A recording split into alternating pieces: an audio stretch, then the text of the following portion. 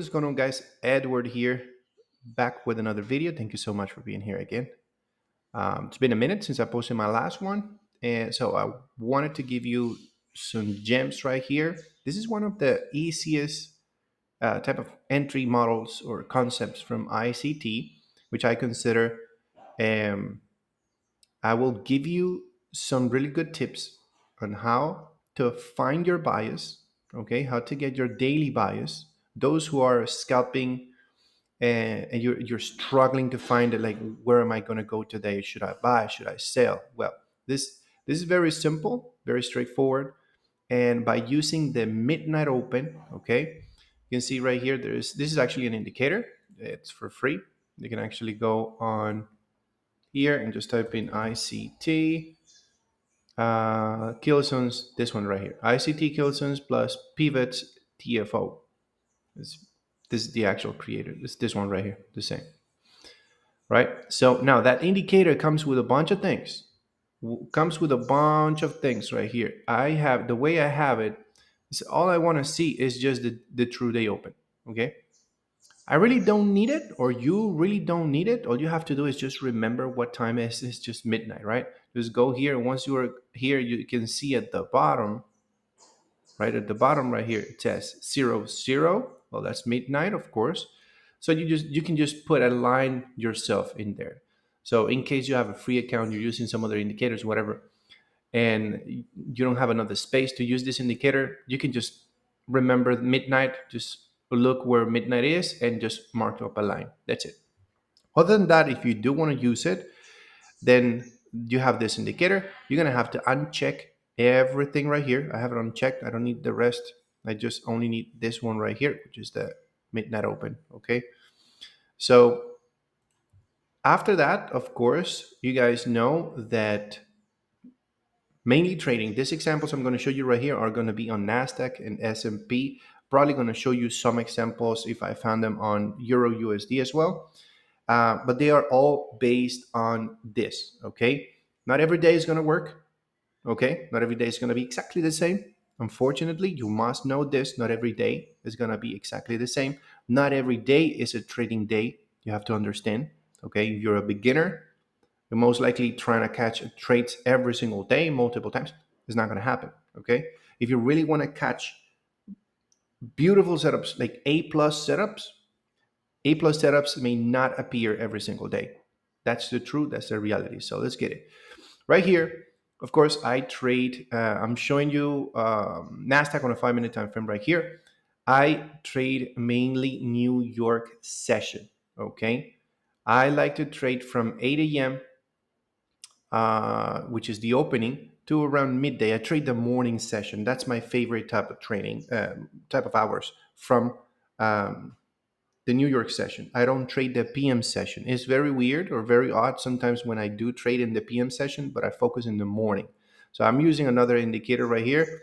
It's just to show you when the session is, like from 8 to midday, right?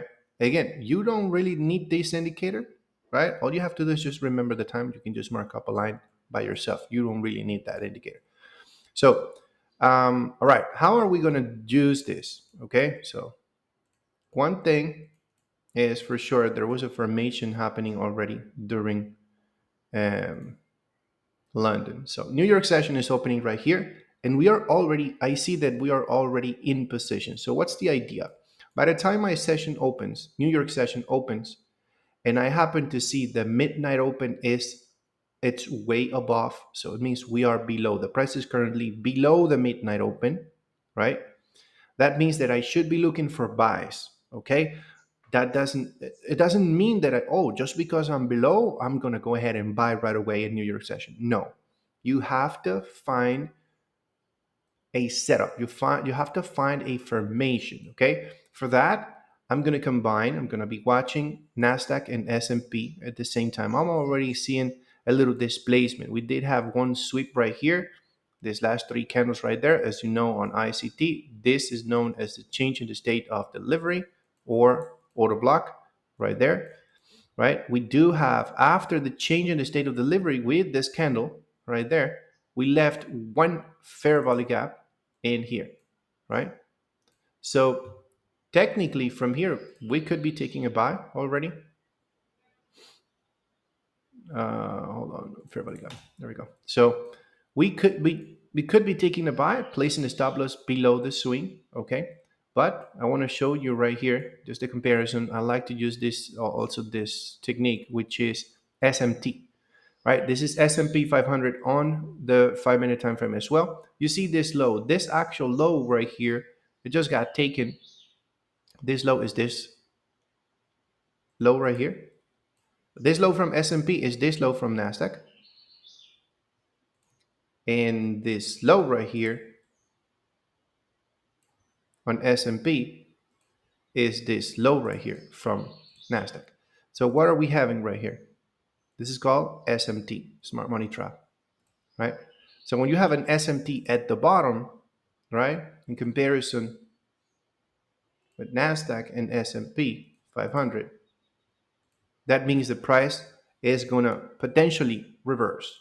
Okay, so this is a good confluence. I'm expecting probably price to go all the way up. And you see that S&P also, we're very low. We're below the true day open, right? The midnight open. So in here, in this case, I could totally be taking, now that I understand, I could be taking the entry on the 50% fair value gap right here, or the full entry from there, targeting true day open. Not necessarily have to target a true day open. You can target a previous swing high, or if there is some liquidity at the top, whatever the formation may be. In this case, you could be targeting also that potential next draw on liquidity. So from there, pretty much, you can see what the price did. It's tapping already. It struggled a little bit. If you wanted to close already there, boom, you're out, right? So we were able to determine and to find out what the bias was in this, during my morning, during my session, during New York session. I was able to determine what my bias was, okay, for the day. So if we're below midnight, we should be looking for buys, ideally. And if we're above, we should be looking for sells, okay? But not just because, right? You have to have a formation. You have to have a setup. Same happened with S&P right here. Like you see that price went one more time low right here. And you can actually see that we're having a very similar formation. This is the change in the state of delivery or order block. It's the same. So you could probably expect from there the price to pull back, tap, and go all the way to the top.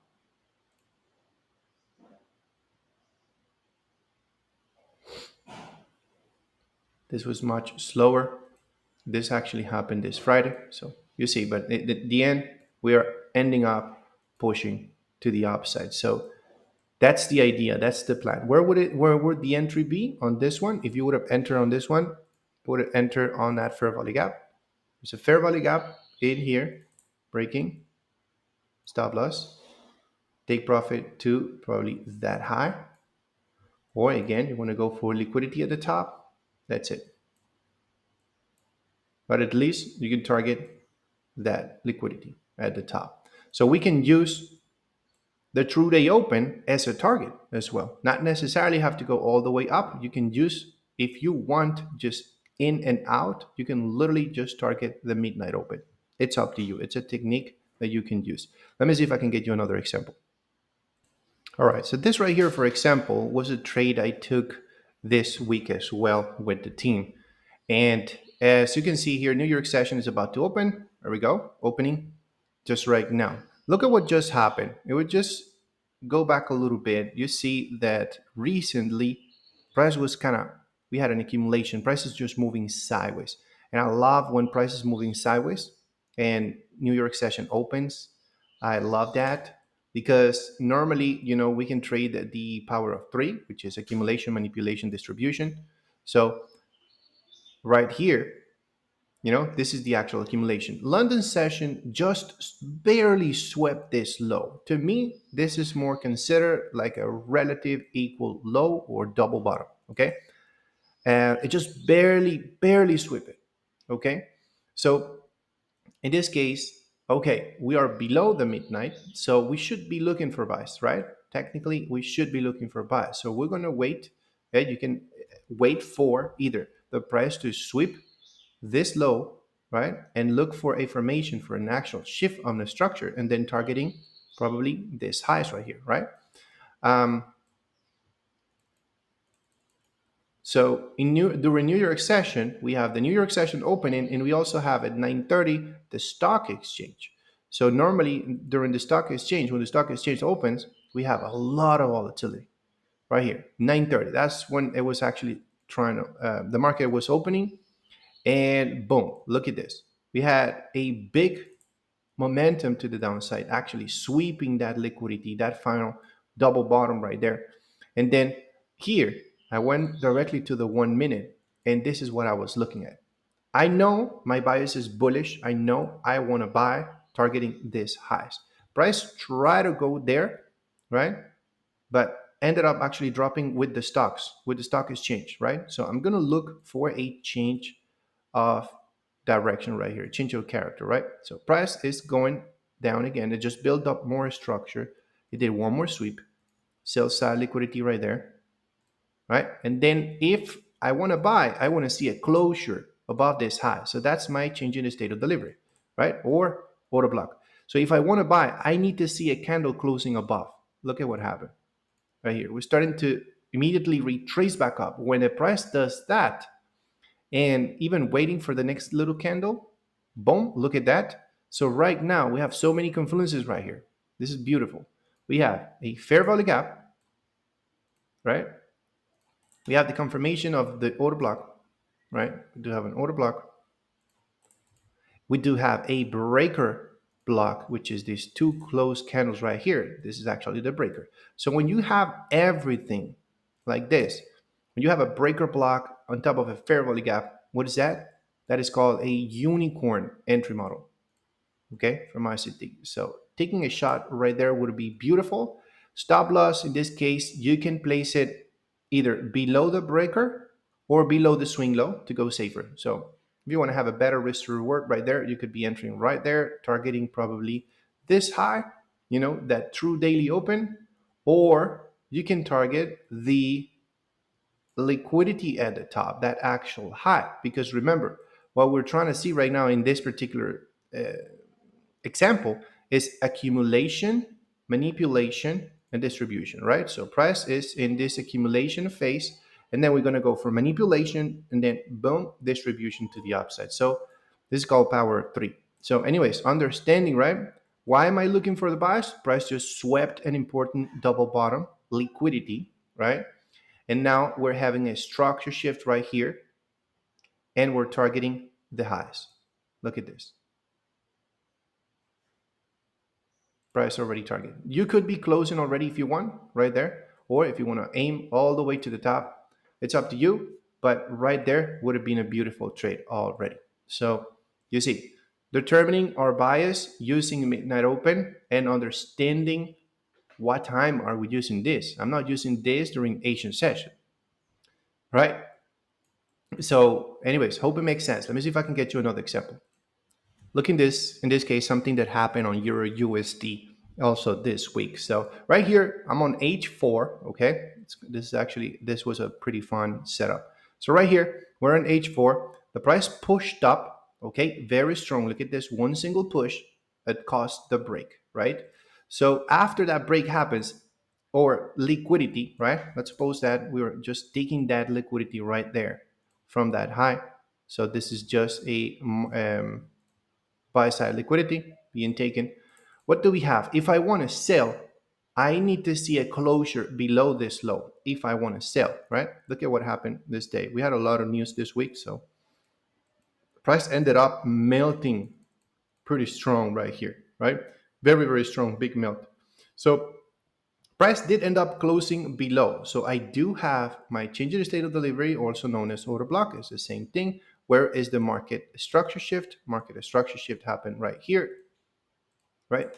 Now, I always like to use my Fibonacci, okay? If I have a drop like that or whatever I'm trying to do, depending of the bias, in this case, after seeing this order block, after seeing the change in the state of delivery, the market structure shift, what am I looking for? I'm looking for a pullback, right?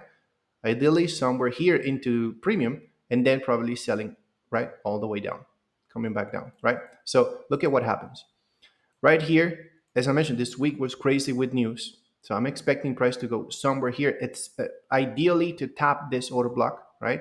And then from here, looking for sales. Now look at this. Price skyrocket, right? With news, as I mentioned, the price crashed with news and it came back up also with news. So it was pretty insane. So when price is in position, you already know price is stopping the order block. You go lower time frame, 1 hour, 15 minutes to look for structure, right? So we are in New York session. During New York session, this particular day, you see price pushed up thanks to news. This was at 8:30. Where is midnight open? Oh, way below, right? So we're very high above midnight open. So that means that I should be looking for what? For sales, technically, right? But I'm not just looking for sales just because. The way I'm seeing it from here, even on the 15-minute, if I want to sell, I need to see a change in the state of delivery, right? If I want to sell, I know already what the price is doing in higher time frame. The price is tapping an order block on a 4-hour time frame. Okay, that's my higher time frame PDA rate. And then we see that we're also at OTE. We're in a very good position right now. Price is tapping OTE, which is from the 62.79. This right here in the middle. This is actually it's called OTE, right? Optimal trade entry. So we are in equilibrium. We are in premium. So technically, we should be selling. We're also tapping this 4-hour fair value gap. So we are in a good position, attractive position for selling, right? But I'm not going to be selling just right there, right away. Where's my stop loss going to be, right? I need to see the structure. I need to see that break. So look at what happened after this. I went a little bit too fast right there. Anyways, you see that candle closing below, that confirms my order block. So placing an entry just right there, stop loss above, right? And where am I targeting? You could target the true day open or that liquidity, which is at the swing, right? So somewhere like that. That would have been your target. So look at this. The next candle, the next 15-minute candle actually came, tap your entry. So activates your entry, and from there, look at that. Of course, this would have been a swing trade. So price already delivered towards the midnight open. It happened on the next day. That formation actually happened on the next day. It did ended up taking the liquidity though. Boom, there we go. But you see, the main point right here was we were bearish looking to target the midnight open. That midnight open was not hit, was not targeted the same day because of how volatile the price was and everything. But I hope you understand here that the price completed. It did the process.